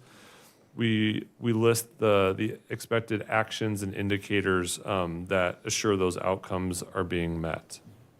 So here's a quick sort of example that we move forward. So here's suburban living. This is one of obviously the new 5 council goals. An outcome, one of 4 outcomes in this goal area, is a complete ecosystem to support the homeless population and improve access to support tools. Again, that's just one of the outcomes. For this specific outcome, it is to formalize interdependence of our partners who serve the homeless community. And an indicator of this would be to prepare an assessment of service providers by the second quarter of 2025. It's assigned to the Recreation, Human Services, Library, and Police Departments, and this is one of 2 indicators of this action item. So as you go through the worksheet that's there, you drill down into further detail, and you get estimated completion dates in the departments and divisions that are responsible for those actions. So this evening, we seek to incorporate your feedback, additional direction. If you want to take any items off, we'd appreciate that. And sort of an updated plan summary we will incorporate into a future report, which will be presented to the council most likely the second meeting of April. That plan will then be incorporated into your 2-year budget conversations that are coming up, and finally into staff work plans. So that is a mouthful. We really appreciate, I just kind of want those in the audience and the public to know. So the council's had some of the goal summaries for quite a while and has been able to do some additional research and questions for staff. And so we know there's some language cleanups, some clarifications on, for example, some of the properties that we're looking at, moving some of those over to more of the homelessness side and providing some additional clarity. So if there's any direction by council, requests by council, actions needed, we're all ears to take that and come back to you in April. And with that, Mayor, turn it over to you to answer any questions you may have. Okay. Thank you, Adam. And you're right, no small task, and it's been a lot of work by the entire staff to get this brought down to a few pieces of paper. And, you know, what, Reams come in 500, so I think you're right about there. Open up for comments. Mendel? I will be brief, and I have 6 or 7 thoughts to share. First of all, David and I brief every week. Briefings last anywhere from an hour to 2.5 hours. And today we had a very robust exchange. And I say that, and you probably think, oh man, there must have been like words flying and everything. No, we just drill down and challenge staff and challenge each other to make sure that what we're saying is really keeping with what our mission is. And so that's what we did. And I just want to say thank you to the staff, because they're the ones that have to take this. I go back to the 2-day event that we had the end of last year, and the 5 of us, really the 6 of us, because Shauna was coming in, and I'm sure she went home as I did with headaches and like, what are we doing and how can we do this? Because it is a lot of stuff. But I want to thank us for those days and thank the staff for taking what we came up with, and you're going to be doing that. We are a financially strong city, which is because public has entrusted us to manage well, given us Measure E and Measure Z to implement things, and we have done that in a way that has kept with the stewardship that you would like us to have. I can say that there is no fluff that is in here. There's no junkets, there's no anything like that. I'm thankful for the staff and the grants that they've acquired. We've acquired more of that within the past year or two, and really the 7 years since Adam has been here than we've ever done. So thank you for all of that. We currently have 188 goals, and I can tell you that weekly, the 5 of us, when we brief, we talk about not all those goals, but some of them. And so I don't have anything more to add. I voiced my opinion at 7:15 when we started this morning, and all of the questions that I had were answered. I privately texted staff on some things, and they promptly got back, and I'm satisfied with what they said. So I'm ready to move on, this, and I just want to say thank you. So that's all. Okay. Thank you, Mendel. Karen? Thank you for all the time and effort that went into this, and if there's any way that we can give you back more hours and take some from those Mondays and Tuesdays to give to staff for work, we'll try to do that. But thank you, and looking forward to all of these goals. Okay. Thank you, Karen. Shauna? So that workshop was the week before I was sworn in, and you were all nice enough to let me join you. And you came back for a second morning? Yeah, I might have gone home and wondered, what have I gotten myself into? But no, I think that the documents you provided summarize what was discussed over those 2 days really well. So I'm really impressed and excited to get this thing moving along. That's it. Thank you. Michael? You can imagine 5 templates up here with your all needs and wants and life experience trying to help put this together, then staff's needs and wants, and then the ability of time to get it done. That's kind of challenging to wrap all this stuff up together. I commend staff for doing this, and as Adam said, that this is not done yet. This is just the template to move forward, and broad outline. Staff will come back and fill in the details, as it were. I do have one request, as Adam kind of alluded to on page 411. We have a Dell property that's under development for housing. I'd like to see that either duplicated and or moved over into homeless, because that was the intent of council when we purchased that property, spent the money to clean it up for some sort of a housing solution there. And I'd also like to see on the same page 411 on the revitalization of the commercial properties, if we can expand. Does that mean citywide? Does it mean select properties?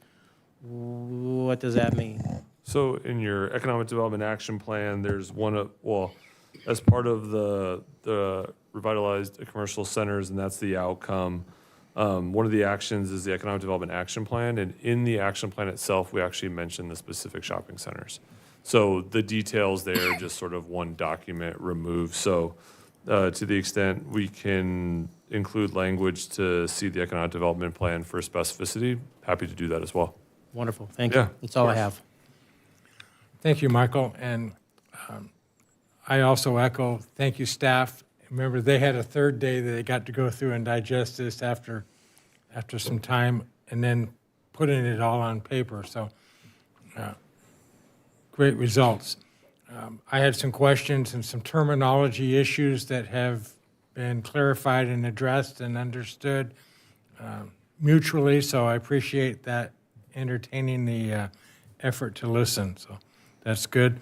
I think we've got a good document moving forward with some finalization of it. It'll be remarkable. It's not 188 tasks this time, but I'm sure they feel like that if I was on the doer side of it, I'm sure it'd be overwhelming as well.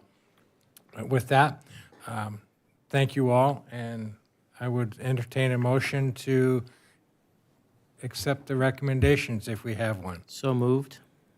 Motion by Michael. May I get a second? Second. Second by Mendel, and if you would kindly place your vote. Looks like the motion has passed unanimously, 5-0. Thank you very much.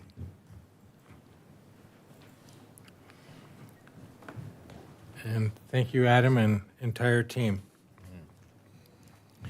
Next item is an annual report for the Business Improvement District and consideration of a resolution announcing intentions to levy and collect assessments for the fiscal year 2026 for the Glendora Village Business Improvement District. And presenting this evening will be Management Aide Chantel Correa. Welcome. Nice to see you again. Nice to see you guys. Good Tell evening. us about the bid. Of course. Well, tonight is our first look at the Business Improvement District, or BID, annual plan. You might recall last year that the City Council approved the MOU between the city and the Glendora Chamber of Commerce to manage the bid. Joe Cena, the president, CEO of the chamber, is now the bid manager. I have no idea how he does it all, but we are super grateful for him. Yes, we are. Yeah. He is responsible for the day-to-day operations, including managing the budget, but however, the city still handles the assessment for the bid. To keep it within the requirement timeline of June 1st, we start this process early. And here's a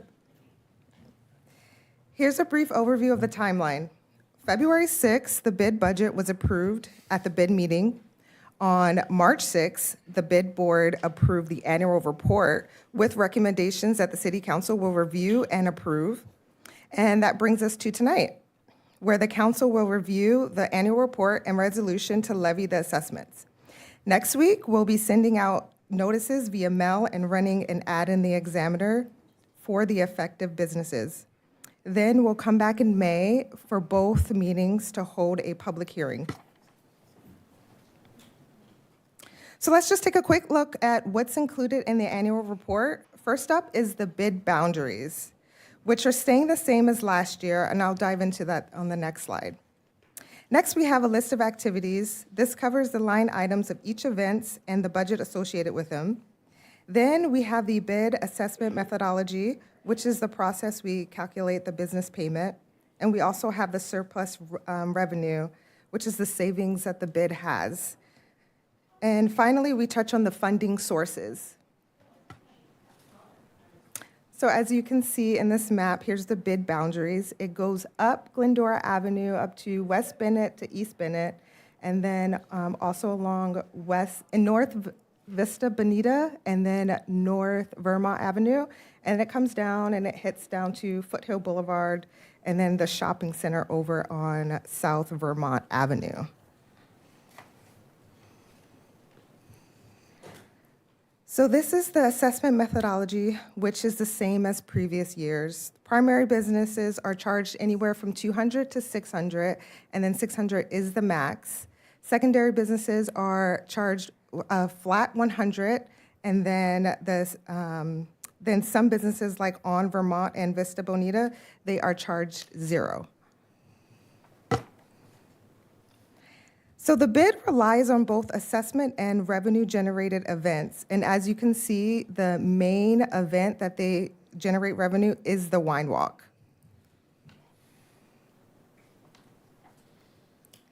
The bid board approved the budget on February 6th, and the main change to highlight is a marketing line item. The bid board decided to increase the marketing budget to help boost traffic in the village.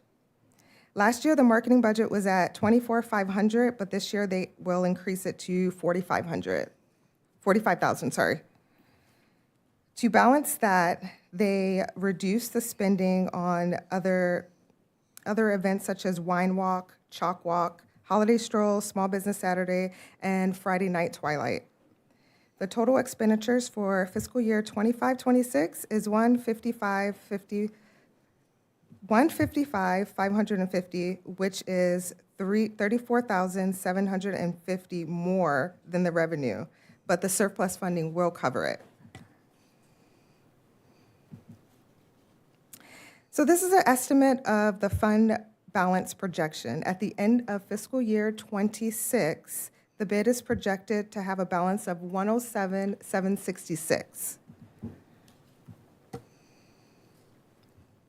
And a quick overview of important dates. Tonight, we are asking the council to approve the annual report and adopt the resolution. Once it's approved, we'll send out notices on April 1st and then return to both meetings in May for a public hearing.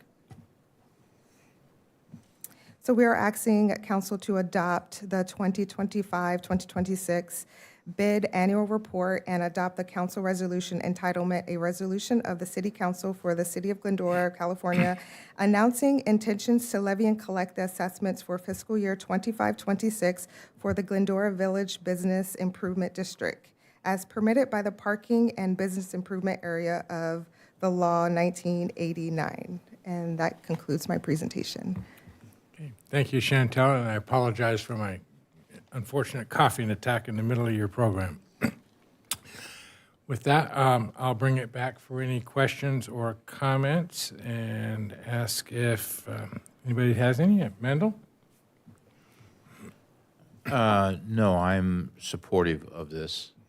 I just hated that the citrus event conflicted with the wine walk.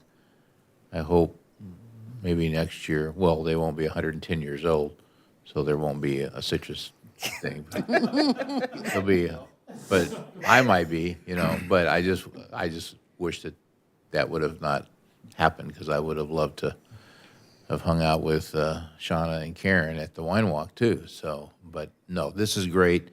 Thank you for a very good update. Appreciate it. Thank you. Thank you. Shauna? I don't have any questions, but yeah, the wine walk was a good time. Good deal. Glad you supported us. Karen? Thank you for your report. And also, one of the things I noticed at the wine walk this year that seemed to be happening more than in previous years, whether it was just where I was at or not, that as I went into several of the stores, people were actually purchasing things, which I thought was a great sign that not only were they enjoying their beverages and snacks, but they were actually at the cash register. So I was happy to see that for the businesses. So Were they purchasing Alka-Seltzer? I know they were purchasing items. So whatever they were serving up, it was loosening the purse strings. So good for that. Great. Thank you, Karen. Michael? Thank you for the report. I have no questions. Yeah. And same thank you, and I don't have any questions, and I would certainly entertain a motion to accept the two recommendations. I would move items 1 and 2. I'll second. All right, motion by Mendel, a second by Michael. Please vote. Looks like everybody voted in favor of. The motion carries. Thank you very much. Thank you. Thanks, Chantal. Next, item 14, to award a contract to Doug Martin Contracting Company, Inc. for citywide slurry seal project for the fiscal year 2024 to 2025, plan number 1392, in the amount not to exceed $309,942. And presenting this evening is Interim Assistant Director of Public Works, Valerie Santoya. Thank you. Hi, Thank you, Valerie. Honorable Mayor, and good evening, Council. Hello. So as noted, this item is to award a construction contract for the fiscal year 2024-2025 citywide slurry seal project. And this project will be something that contributes towards the strategic goal of continuing to improve and maintain the city's infrastructure and facilities. Slurry seal is a preventative maintenance technique that is best applied to streets that are still in relatively good repair. It's particularly effective in sealing minor cracks and surface imperfections to extend the life of existing pavement and prevent more costly repairs down the line. So this year's project will apply a slurry seal to approximately 1 million square feet across 50 residential street segments. The streets included were identified in the 2020 Pavement Management Plan with pavement condition index ratings of 80 and above, which makes them ideal candidates for treatment to bring them up to a near perfection condition, enhancing the aesthetics of our neighborhoods while preventing more costly repairs down the line. So the map here is a visual depiction of the streets that will be included in this project. And the project was publicly bid with a bid opening held on February 13th. We received 6 responsive bids. The engineer's estimate came in, or was $440,000. That was the preliminary estimate for this project. The lowest responsive and responsible bidder was Doug Martin Contracting with a bid amount of $309,942. So tonight we will be recommending that the award is granted to Doug Martin Contracting. This is just a table summarizing the different proposals that we received, ranging from $309,000 to $913,000. And here we have a pending timeline. Pending council's approval tonight, the notice to proceed is expected to be issued on April 14th. The total construction duration period is approximately 30 working days. Construction we expect to begin about the week of April 21st, and then weather permitting, it would be completed by May 30th. So the project is included in the approved fiscal year 25 budget with an allocation of $500,000 funded through the road maintenance rehabilitation account. The proposed project expenditures, including tonight's proposed contract, comes to about $341,400. which also includes a 10% contingency amount and the cost for environmental and publication costs, leaving a remaining balance of $158,600 that will carry forward to future project.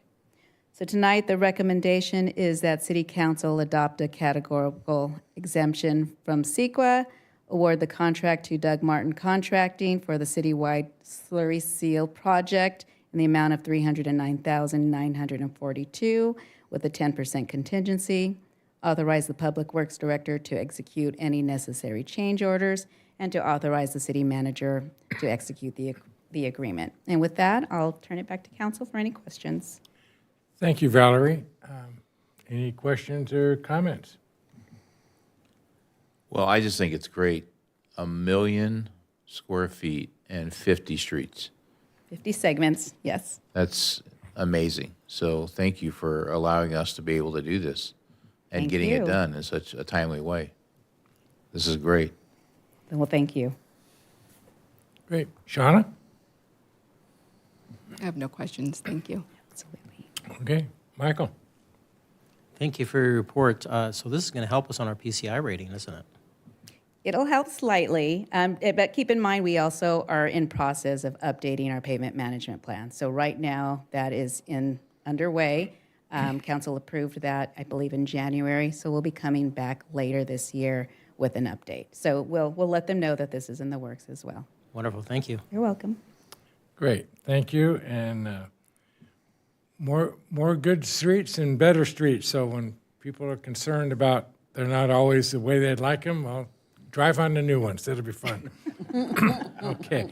With that, I'll accept a motion to accept the recommendations. I'll move 1 through 4. Motion by Michael. Do I have a second? Second it. Second by Karen. Thank you very much, and invite you to please vote.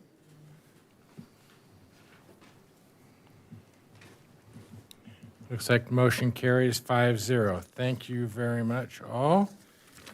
And I believe we get another presentation from our wonderful Valerie. So invite item 15 to approve a professional services agreement for contract services with SA Associates, Inc., the design of water and street improvements and bid support for upon Cypress Avenue and adjacent streets et al., an amount of $238,000. So again, reporting and presenting, Valerie, please. Thank you. Okay, so again, we have another project that will be contributing to improving the city's infrastructure and facilities. This project is going to address both street and water infrastructure, upgrading approximately 8,300 linear feet of aging water main with new 8-inch piping, install upgraded water service laterals, and add new fire hydrant assemblies to meet city's design standards. Additionally, it will provide street improvements through pavement resurfacing and rehabilitation, make sure that curb ramps are compliant, ADA compliant, and provide new signage and striping. It's going to be completed in 2 phases. The first phase is going to encompass the design phase, which includes presentation or preparation of plans, specifications, and estimates, commonly what we refer to as PS&E. And phase 2 will go ahead and take those completed designs and move the project into the construction phase.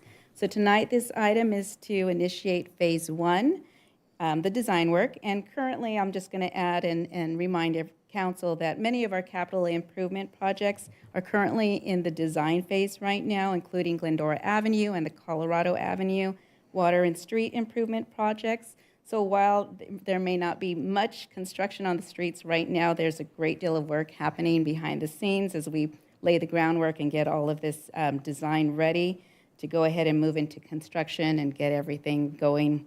I'm probably seeing next year we'll be coming to council for approval on the phase 2 portion. So here is the map of the proposed improvements for the Cypress Water Project. It's going to be the 7 streets basically between Lorraine Avenue and Elwood Avenue from east to west, and from Leodora Avenue to Bennett Avenue from north to south. So in compliance with the city's purchasing ordinance, an RFP was released in November for the Phase 1. 3 proposals were received by the December 5th due date. All 3 were interviewed on January 27th, and then a best and final proposal was requested and received on February 13th. The recommendation tonight is to award the agreement to SA Associates. While they are not the lowest, the recommendation is based on qualifications, relevant experience, project understanding, presentation, and deliverability. This project is not included in the current budget, and so we are going to need to request an appropriation this evening. To proceed with Phase 1 and award the agreement, staff is requesting a budget appropriation of $238,000 from 2 different funds. $60,000, or about 25%, will come from Measure M, and $178,000, or 75%, from the Water Capital Fund. So this is a look at the tentative timeline. Again, we are here tonight asking council to award the design agreement, and then we expect a notice to proceed to be issued April 14th. Design work should be completed around November 14th. Get the final construction bid documents ready by December, and then return to council to request a award of the construction contract in January of next year. So with that, the recommendation tonight is asking council to award an agreement for contract services to SA Associates for the design of water and street improvements for Cypress Avenue in the amount of $238,000, authorize the city manager to execute the agreement, and approve a supplemental appropriation from Measure M in the amount of $60,000 and from the Water Capital Fund in the amount of $178,000. And with that, I return it to council for any questions. Thank you again, Valerie, and I'll bring it back for any questions or comments. Shauna? Again, no questions. Thank you. All righty. Mendel? No, I'm good. Karen? Michael? I just have one thank you for that, but you triggered my memory. On our website, we have the last update for upcoming street projects as 2023. Okay. So are we going to be updating the website with some of these newer projects more current to 2025? We'll take a look and get started on that, yes. All right, thank you. Thank you. And I would encourage the residents to, we've asked for this and we're getting it, and it's a long process, but when the construction does begin, just grin and bear it a little bit. It's a small inconvenience in the scope of life to end up with some great results at the end of the day for a long time. So hang in there, folks. It's good things are coming. With that, Recommendations 1 through 3. thank you. A motion by Michael, and do I have a second? Second. Second by Mendel, and I'll ask us to please vote.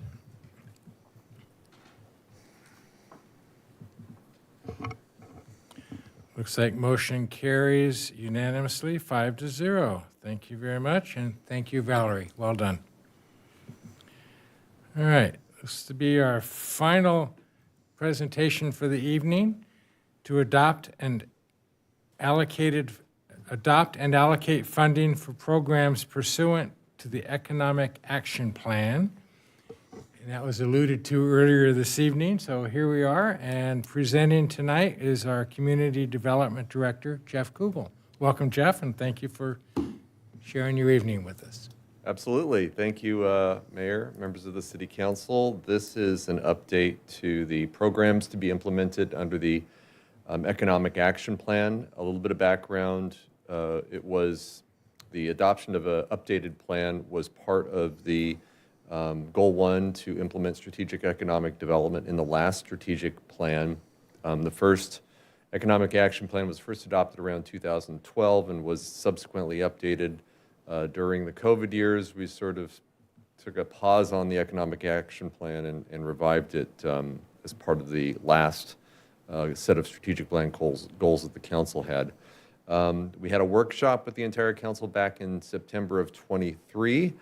We completed an updated economic development action plan in August of 27th of 2024, where the council approved the plan, appropriated $1 million from the sale of the San Jose property, which is property that the city surplused, which is currently in escrow to sell for a residential housing development at this moment, and then fund the economic action plan and those items with a portion of that revenue. And the direction was also to return to the city council with specific details about the programs before we started implementing those. And so I'm going to go over basically a series of the programs that we are ready to implement, right now, and actually some of them will start happening within the next several weeks. And then at the end, I'll talk about some of the areas that we still have to do some work, in developing actual programs that we'll bring back to the council to advise and gain your approval for those as well. So the first group of programs is under small business workshops, utilizing the University of La Verne Small Business Development Center, as well as the SCORE program. And those programs are actually federally funded programs. I think one of them is through the Small Business Administration, which provides workshops and actually individual mentoring for small businesses within the city. And so the first workshops will be scheduled in April and May. And then, of course, those participating will be able to utilize the experts who are provided through these programs in developing their small business plan and growing their businesses in the city of Glendora. As part of the effort to improve and increase local shopping in the city, we're also engaging Blue Dot. And Blue Dot is an app based on your phone. You download the app.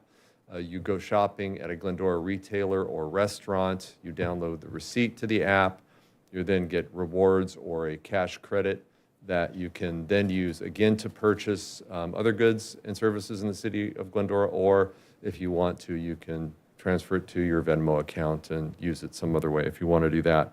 And so the rebate is, or the rewards, it's a 5% of the purchase under that program. A $10 maximum per purchase. That's the amount you can get on a credit, and a total of your lifetime participating in the program. The way we set it up now is a maximum of $500 rewards back. But it's an incentive that can be used citywide by anybody, and it's any retailer or restaurant in the city. We're also have allocated some funds for Village Plaza decorations. Every year during the holiday seasons in the winter, in December, Christmas, and so forth, the downtown or the village area is dressed up, lots of lights, lots of decorations. But these would be permanent lights strung across. But we had recently, when we remodeled the plaza, there were new poles to handle additional weight, additional decorations, additional lighting. We've tried a few things out there. But this would be light strung horizontally and vertically along a grid as a first step. And we're actually going to go out there and meet with the vendor tomorrow. But there's also room with the budget that we've allocated for additional seasonal decorations, or maybe replacement of some of the older Christmas and holiday decorations, if that's something that we want to do within the budget that we've allocated for that. We're also going to be starting a quarterly economic development newsletter utilizing the city's Gov Delivery platform to get out to both through the chamber and to the business community about what's going on in the city, different pieces of information that might be of interest or help small businesses and others in the city as they try to grow and develop their businesses in Glendora. Also, I wanted to mention the commercial broker services that the city has started to engage. And this is in line, one of the questions earlier was about, some of the older, aging, dilapidated shopping centers that don't have very many tenants or have are underutilized in some fashion. We've been working with a professional broker really since last August in earnest to reach out and have someone who's an expert on our side to work with the shopping center owners, to work with potential tenants with these centers, and to help us get better plugged in and connected with the commercial real estate industry in the Southern California area. And this has been a great benefit, and I think we're focusing on a handful of sites with this and other efforts. The big shopping centers that are listed in the Economic Action Plan, and a few other locations where there are major vacancies or major underutilization of commercial properties that we're trying to help owners get filled and use these services with our professional broker. The Sunstones Challenge, which is something that came along opportunistically for the city to participate in. This is through the University of Southern California, Price School of Public Policy. So, and I am going to hear the ringtone in a second, maybe? Okay. So what this is these are students, it's funded actually through the Sunstone Management and Arroyo West, who are management consulting groups who give students an opportunity to compete for the best strategy and plan for a selected city. And so Glendora applied to participate in this program, and actually the students we actually shared the economic action plan, a lot of information with them about what's going on in the community and what the council's goals are, and asked them to come up with their ideas to further augment that. And so we're going to receive that presentation from them actually also this week, at least an initial draft from them. So that's exciting as well. And it doesn't cost us anything to participate in that. So we're getting some of the smartest students around to help advise us and give us their ideas. Also, so one of the things going back early on, back even in 2012, 13, 14, whenever we talk to businesses, they say, hey, we just don't have enough signage. We're trying to get attention. We're trying to get people in our doors, et cetera. And so it's been on planning's list of things to do for a very long time. And this is not something we're going to be able to jump on immediately, but our sign code is adequate. However, it's just old. I don't think that it's been comprehensively updated, probably 30 plus years. There's been some tweaks around the edges, but it's time to undertake that. So we put that in there as really something that we have heard through surveys of businesses and that we hear anecdotally on a regular basis. Here is the budget overall right now that we're presenting to you. Again, this is out of the $1 million allocated. These programs, there's a budget of just shy of $350,000, and you can see there the amount allocated to each program. This provides, again, another just basically budget impact on the different programs that we're proposing to undertake that were part of the 24-25 budget. Including the decorations newsletter, et cetera.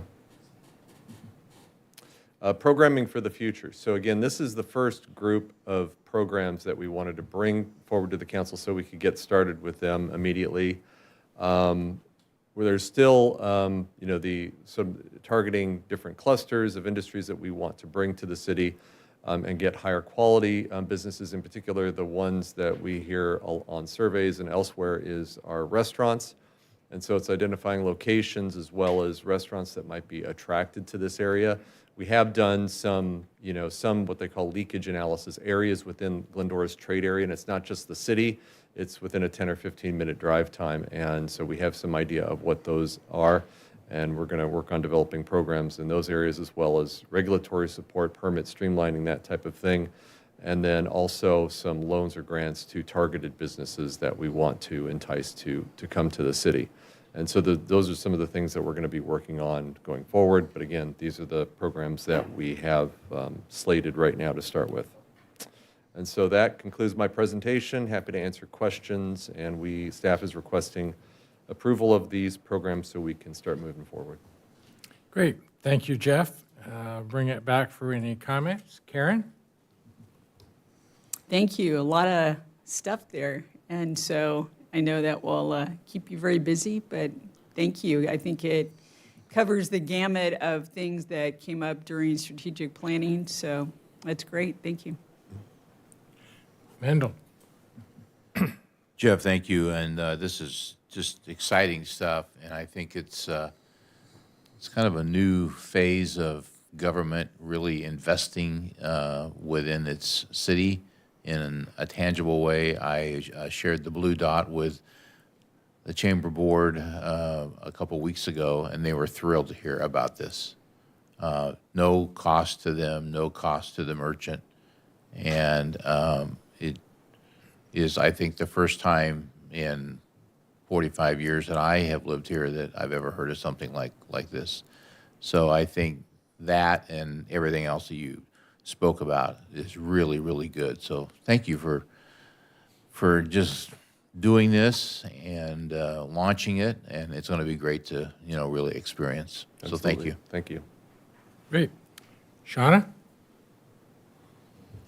Well, I've completed my transformation into a giant nerd because this is so, I printed this out, the Economic Action Plan, and I love reading it.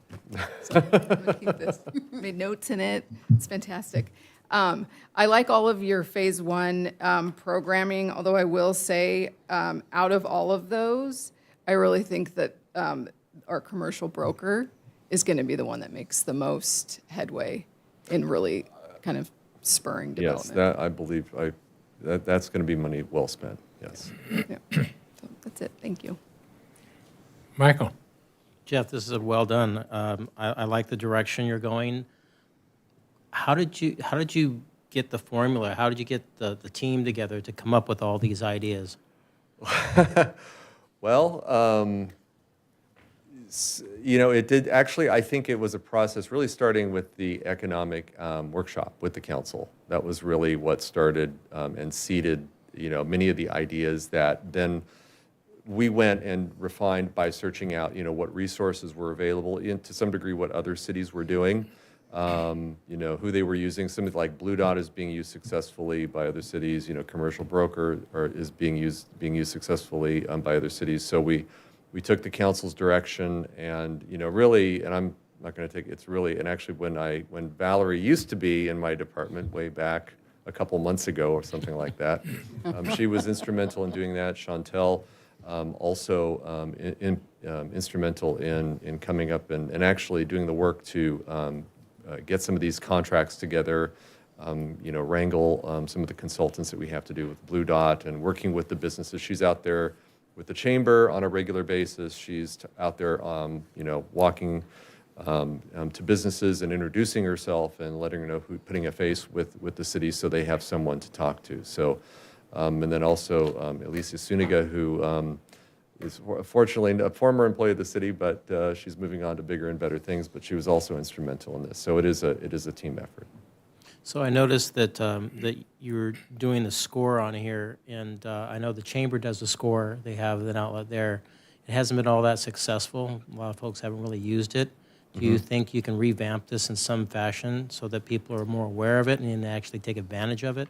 Yeah, I think especially we're working cooperatively with our media folks to get regular messaging out through social media, through the chamber, making people more aware of it so that they will utilize that resource. We have done this before, and you're right, it's sort of a mixed bag when it comes to participation, but it's been a few years, so we're going to roll it out again to the business community, and hopefully they'll take advantage of those resources because.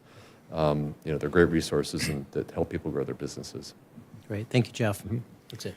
Great. Thank you, Jeff and Chantel.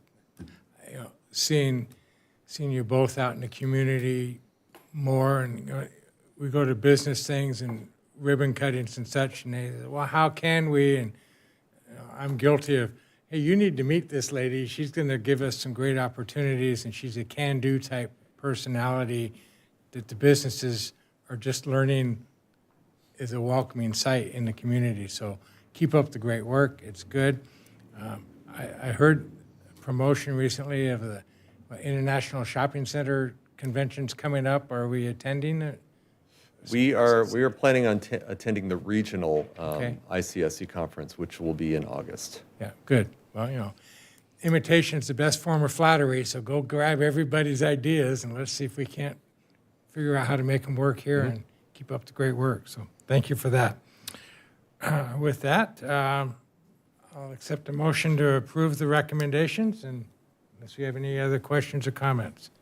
I'll also move, and I'll also ask the question, should Mendel abstain from this for conflict of interest because SC is involved? I'll second. Okay, great. We have a motion by Karen, a second by Michael. I'll ask us to please vote. Looks like the vote is unanimous, 5-0. And the motion carries. Thank you very much. And with that, looks like we've reached the close of business. Gosh, don't we have more we can do?